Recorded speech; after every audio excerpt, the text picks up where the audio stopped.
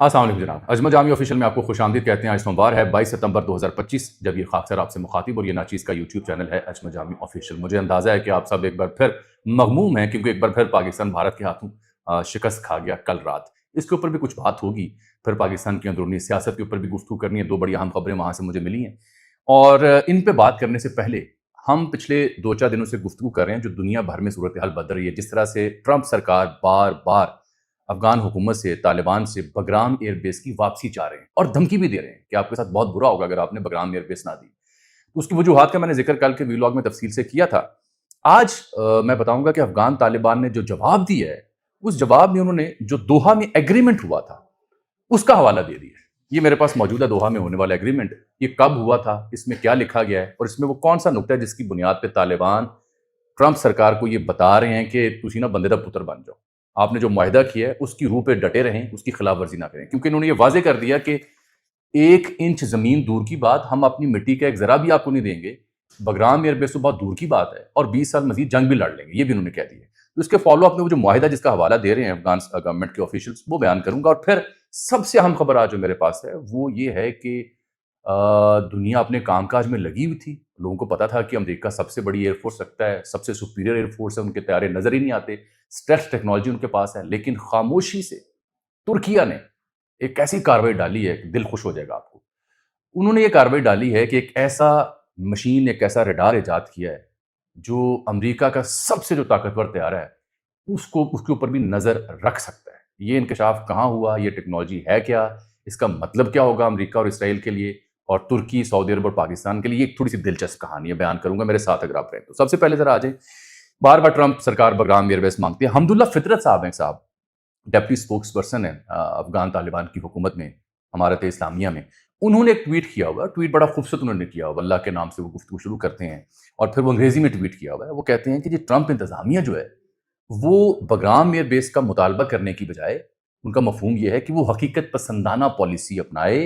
America को कई बार हमारी हुकूमत ने, जो हालिया मुज़ाकरात हो रहे हैं उसकी आड़ में, हमने उन्हें समझाया है कि आप जो दोहा में आपसे मुआहिदा हुआ था उसका एहतराम करें, और किसी भी मुल्क की जो जुग्राफियाई सालमियत है, इंटेग्रिटी है, उसका एहतराम करें। और अमेरिका ने इत्तफाक किया था हमारे साथ दोहा एग्रीमेंट में कि वो इसका एहतराम करेगा, तो अब उसकी वायलेशन ना करें। मैंने कल आपसे अर्ज की थी कि एक राय ये भी पाई जाती है कि गालिबन कुछ ऐसे प्रिजनर्स हैं, ऐसे लोग हैं जो अमेरिका के महबूब हैं, जो तालिबान हुकूमत के पास हैं, उनकी हवालगी के लिए हफ्ता डेढ़ पहले भी एक वक्त यहाँ आया था, तो मुज़ाकरात में कोई कामयाबी नहीं मिली। तो एक राय ये है कि दबाव बढ़ाने के लिए ये बगराम एयरबेस मांग रहे हैं कि वो बंदे हवाले कर दें, हम इस मुतालबे से पीछे हट देंगे। लेकिन दूसरी राय ये है कि नहीं, अब उन्हें बगराम एयरबेस इसलिए भी चाहिए कि चाइना के ऊपर सर्विलेंस करनी है, पाकिस्तान के ऊपर, ईरान के ऊपर, मशरक़ वुस्ता के ऊपर, जहाँ पे पाकिस्तान का सुरसुख भी अब बढ़ा है। और फिर ज़ाहिर बात है, अगर अमेरिका यहाँ आता है तो मतलब इसराइल यहाँ आता है, इसराइल यहाँ आता है तो पाकिस्तान और ईरान के ऊपर उनकी सर्विलेंस होगी। ये दूसरी राय। तो जो ट्वीट किया इन्होंने हमदुल्ला फितरत साहब ने, बड़ा अहम है, लाजवाब। तो उन्होंने आर्गूमेंट दिए ही कि एक जरा भी हम नहीं देंगे। इसलिए अहम है कि ये मेरे पास पड़ा हुआ है दोहा का वो एग्रीमेंट। ये अगर आप देख सकते हैं, मैं स्क्रीनशॉट भी दिखाऊंगा अपने वीलॉग में, कोशिश होगी मेरी। ये एग्रीमेंट होता है 29 फरवरी 2020 को। इस एग्रीमेंट में 4 निकात बुनियादी तौर पर लिखे हुए हैं। जो पहला नुकता है वो बड़ा दिलचस्प है, उसमें लिखा हुआ है कि हम यहाँ पे जो अफगान तालिबान और अमरीकी जिम्मेदारान के साथ जो मुआहिदा तय पाया है 29 फरवरी 2020 में, इसमें लिखा हुआ है कि गारंटी दी जाएगी उन तमाम इकदाम की जिसके बाद अफगान हुकूमत, अफगान जो सरजमीन है, वो किसी भी फर्द, किसी भी गिरोह के जरिए अमेरिका या उसके इत्तेहादियों के खिलाफ इस्तेमाल नहीं होगी। अमेरिका को यही शोटी चाहिए थी। तो इसमें पहली लाइन ये लिखी हुई है। आगे जाके दूसरी जो शिक है उसमें लिखा हुआ है कि गारंटी दी जाती है कि यहाँ से पुरअमन इनखला हो जाएगा अमेरिका की तमाम फोर्सेस का। उसकी टाइमलाइन का तयन भी किया गया, 9 माह, 14.5 माह, उसका जिक्र किया गया। तीसरी शिक बड़ी अहम है, जिसमें बताया गया है कि विड्रॉल जब हो जाएगा तो अफगान जो सरजमीन है वो किसी भी जो अमरीकी इत्तेहादी या अमरीका के मफादात हैं उनके खिलाफ इस्तेमाल नहीं होगी, और अफगान गवर्नमेंट जो है वो इंट्रा अफगान नेगोशिएशन को जारी रखेगी।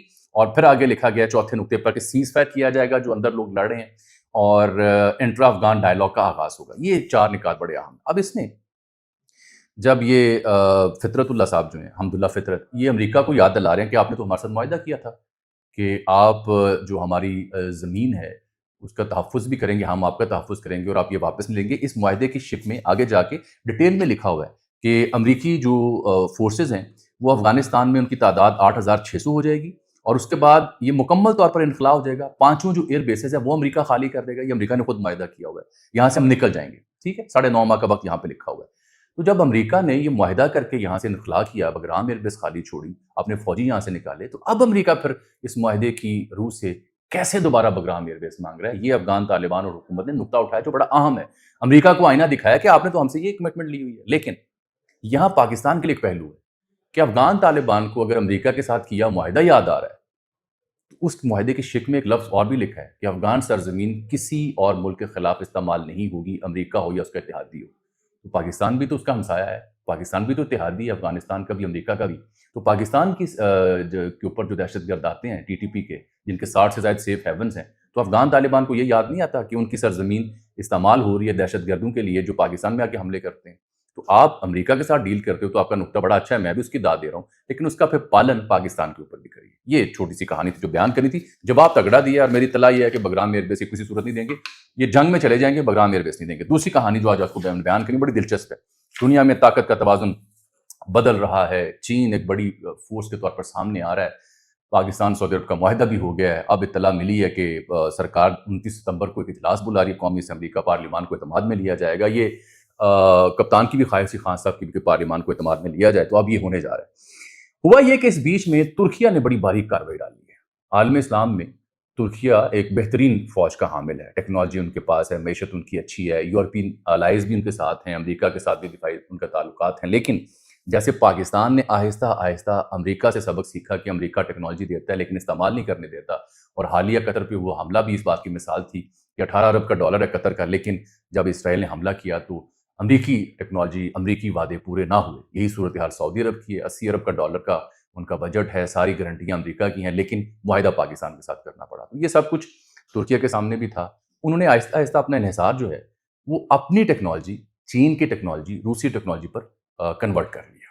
یورپ اور امریکہ کے اوپر انہوں نے انحصار آہستہ آہستہ کم کر دیا. اس کے باوجود کے تعلقات ابھی بھی تگڑے ہیں. تو ترکیہ نے ڈالی ہے باری گیم. وہ یہ ڈالی ہے، امریکہ کے پاس ایک طیارہ ہے جس کو کہتے ہیں F-35S. اس کے 3 ویریئنٹ ہیں. اسے اسٹیلتھ طیارہ کہا جاتا ہے، اور یہ دنیا کی تاریخ کا سب سے طاقتور انجن ہے اس کے اندر، فائٹر جیٹ کے اندر جو لگا ہوا ہے. یہ جب میڈیٹرینین جو سیز ہیں وہاں پہ اڑتے ہیں تو کسی آس پاس کے ملک کو کانوں کان خبر نہیں ہوتی کہ یہ طیارہ اڑ ہے. اسٹیلتھ ٹیکنالوجی کا مطلب یہی ہوتا ہے کہ وہ ریڈار آپ کا جو کسی بھی ملک میں کھڑا ہے وہ اس کو ڈیٹیکٹ نہیں کر سکتا. یہ اس کی صلاحیت ہے، یہی اس کی جنگی سپریورٹی تھی امریکہ کی، کہ وہ کسی کے ہاتھ میں آتا ہی نہیں تھا، پکڑ میں نہیں آتا تھا. تو باریک کارروائی انہوں نے یہ ڈالی ترکیہ نے. ایک ویب سائٹ ہے جس کا نام ہے ڈیفینس سیکیورٹی ایشیا. وہاں پہ 21 تاریخ کو یعنی کل ایک بڑی دلچسپ خبر آئی جو میری توجہ کا مرکز بنی. اس کے اوپر میں نے پھر تحقیق کی تو معلوم ہوا کہ وہ کیا لکھتے ہیں. وہ اسے گیم چینجر ایونٹ قرار دے رہی ہے یہ ویب سائٹ. انہوں نے کوٹ کیا ہے ایک صاحب کو جو کہ ترکی کے دفاعی تجزیہ نگار ہیں، ان کا نام ہے ڈاکٹر ایرے گوکلر. ڈاکٹر صاحب نے اس ویب سائٹ کو یہ بتایا ہے کہ ترکیہ کا جو لارجسٹ ریڈار سسٹم ہے، جو انڈیجنس بھی ہے، اس میں کئی اور ٹیکنالوجیز بھی ہیں، اس کا نام ہے آسیلان ALP-300G. یہ ریڈار سسٹم ہے، ڈیٹیکٹ کرتا ہے میزائل کو، جہازوں کو، ایسی کسی بھی موومنٹ کو. تو انہوں نے کچھ 600 کلومیٹر دوری سے جو امریکہ کا F-35S طیارہ جس کو اسٹیلتھ کہا جاتا ہے اس کو ڈیٹیکٹ کیا ہے، جو تاریخ میں پہلی بار ہوا ہے. تو یہ اگر درست ہے خبر تو میرے خیال میں بہت بڑا مارکا اور بہت بڑی تبدیلی ہے. یہ جو بحث چل رہی تھی کئی دہائیوں سے اسٹیلتھ اور کاؤنٹر اسٹیلتھ، کیونکہ اسٹیلتھ امریکہ نے بنا لیا، برطانیہ کے پاس بھی ہے، فرانس کے پاس بھی ہے، بھارت بھی کوشش کر رہا ہے کہ ان کے پاس یہ صلاحیت آ جائے اور مل بھی انہیں جائے گی. تو اس کا کاؤنٹر کیا ہوگا؟ کاؤنٹر میں چائنا حرکت میں آ رہا تھا، ترکیہ حرکت میں آ رہا تھا، کئی اور ممالک حرکت میں آ رہے تھے. لیکن اس خبر کو میں بہت بڑی بریکنگ نیوز قرار دوں گا اس عہد کی کہ اگر انہوں نے اپنے ریڈار سسٹم سے 600 کلومیٹر دور ایسٹرن میڈیٹرینین میں اگر F-35S جا رہا تھا سرویلنس کے لیے تو اس کو ڈیٹیکٹ کیا ہے، جو کہ بہت بڑا سیٹ بیک ہے امریکی جو قوت ہے فضائی اس کے لیے، اور بہت بڑی فتح ہے ترکیہ، چین اور دیگر ان ممالک کی جو کہ امریکہ کے برابر کھڑا ہونے کی کوشش کر رہے ہیں. یہ بتا رہے ہیں کہ ہم بھی ایک صلاحیت رکھتے ہیں. یہ جو ان کا ریڈار سسٹم ہے ترکیہ کا ALP-300G، یہ 750 کلومیٹر تک ڈیٹیکٹ کر سکتا ہے اپنی سرحدوں کے آس پاس کہ کون سا جہاز یا میزائل آ رہا ہے. ترکیہ فوج نے اس کی آفیشلی تصدیق نہیں کی اور بنتی بھی نہیں ہے. اگر ہو بھی تو ظاہری بات ہے ممالک اس کی تصدیق نہیں کرتے. میں تو اسی تھوڑی دسنا ہوتا کہ CGF ٹیکنالوجی بنا لیے تاکہ اگلا بندہ آپ کے اوپر حملہ ور ہو جائے. یہ جو اعلان ہے یہ یورپ اور امریکہ پر جو انحصار تھا ترکیہ کا، اس میں کمی کا ایک اعلامیہ ہے بالخصوص کہ ہم خود سے بھی کچھ بنا سکتے ہیں۔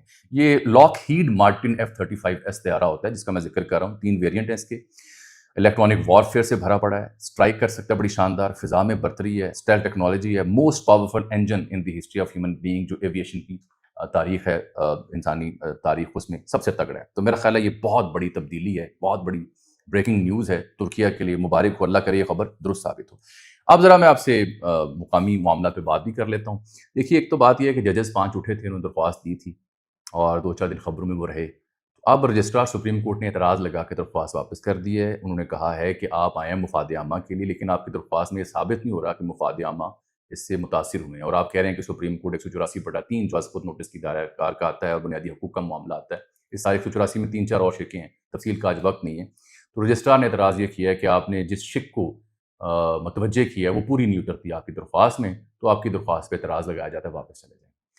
اس کا خدشہ تھا، آپ کو یاد ہوگا جب میں نے ویلاگ کیا تھا تو میں نے عرض کی تھی کہ میرا نہیں خیال، کیونکہ یہ وہ مومنٹ نہیں ہے، ہمارے کچھ دوست جذباتی ہو گئے کہ جیسے افتخار چودھری اٹھے تھے، قاضی صاحب اٹھے تھے اور بلے بلے ہوگی، ایک مومنٹ چل پڑی تھی اور انقلاب برپا ہو گیا تھا عدالتی تاریخ میں۔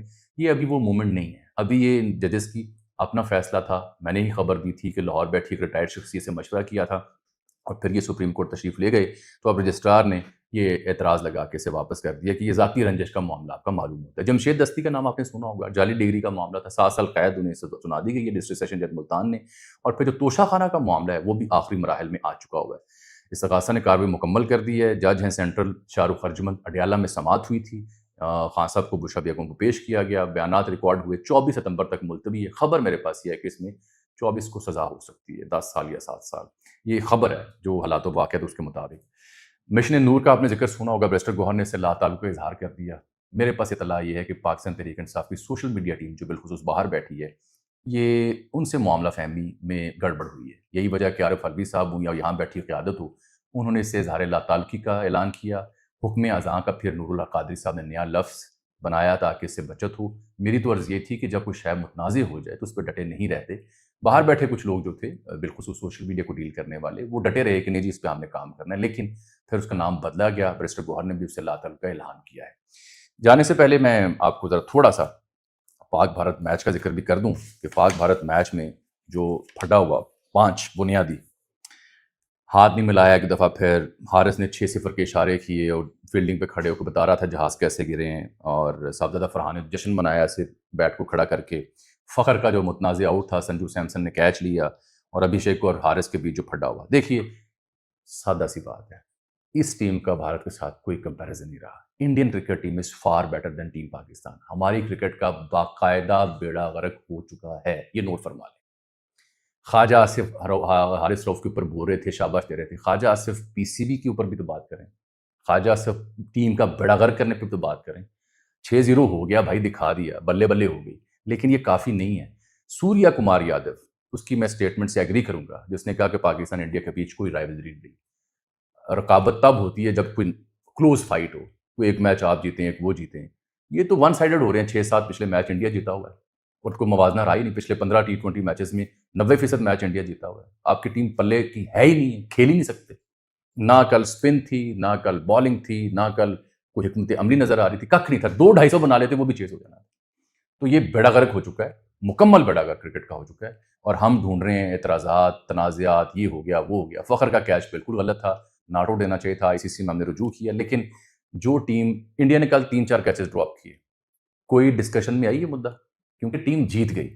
تگڑی ٹیم نتیجہ جیت میں بدل لے تو یہ چھوٹی موٹی باتیں کور ہو جاتی ہیں۔ ہاں، جو صاحبزادہ نے جو اپنی بیٹ کو یوں نشانہ بنایا تھا، وہ صرف صاحبزادہ نہیں ہے، وہاں پہ میں دیکھ رہا تھا وہ ایک آنٹی ہیں Smita Prakash, editor Asian news کی، اور پھر وکرانت گپتا، یہ سب رولا ڈال رہے تھے کہ یہ دیکھیں یہ دہشت گردی کا بندوق کا نشان بنا رہا ہے، یہ توہین ہے، فلاں ڈمکان۔ بھائی مہندر سنگھ دھونی سے لے کے کئی بڑے بڑے آپ کے پلیئر انڈیا میں 50 سینچری مارنے کے بعد ایسے نشانے کر چکے ہوں، یہ سٹائل ہوتا ہے، خام خواب متنازع کریں۔ وہ لڑکی ہماری میچ کھیلتی ہے سدرا امین خواتین کی، اس نے ساؤتھ افریقہ کے خلاف سینچری ماری دوسرے مسلسل ODI میں، تو اس نے 6 ایسے اشارہ کیا اس نے کہ یہ اپنے پیویلین میں نا اپنی ٹیم کو، اس کے اوپر اعتراض کی، یہ تو 6 جہازوں کی بات کر رہی ہے، اور کل کے اندو وہ اس کی 6ٹھی سینچری تھی ODI کی، اس لیے اس نے کہا 6 ہو گئی ہیں۔ خام خواہ بیل مجھے مار۔ مجھے آج کے لیے آپ اجازت دیجیے، اللہ حافظ۔